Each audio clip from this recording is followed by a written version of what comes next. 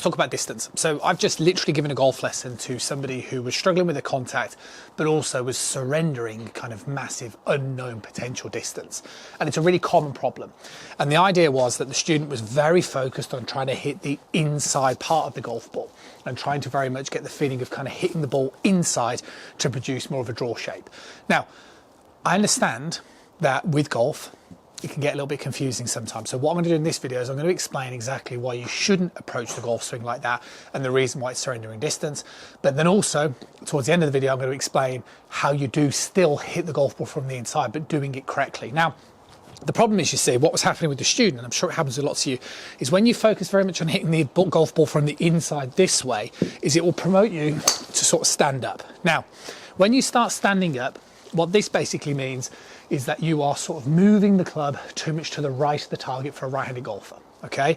And if my club moves too much this way, then what has to happen is I have to flip or scoop to be able to hit the ball straight.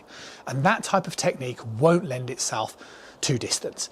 So what we need to do is we need to find a way in this golf swing to get more of the feeling of turning, okay? So the idea is that if I can turn my chest towards the target, that will basically get that club whipping through. And what that did for the student, as I'm sure it would for lots of you, is instead of trying to hit it from the inside and close the club face, it was more the opposite. It was more like it felt like we were trying to hit more the outside part of the ball with an open face. And what that did is that meant he could rotate through the ball, which picked up that extra club head speed. Now, lots of you will now be thinking, and quite rightly, if I do that, I'm going to slice it, okay? But you won't. And the reason why you won't is because what should happen in the golf swing are two movements.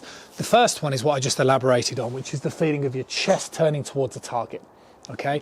The second one is your right arm releasing. So when I swing up towards the top of my backswing position like so, what should happen is my forearm should move away from my upper arm. And can you see the way that's creating a shallowing move?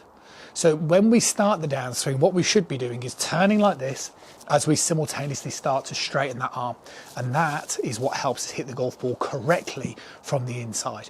If you are only trying to hit it from the inside by doing this, this is fundamentally the reason why you stand up and get stuck. If you can start to turn whilst releasing your arm, that's how you correctly hit the golf ball. And that is going to give you that effortless distance like it did for my student in mind. Anyway, I'll see you guys again really soon.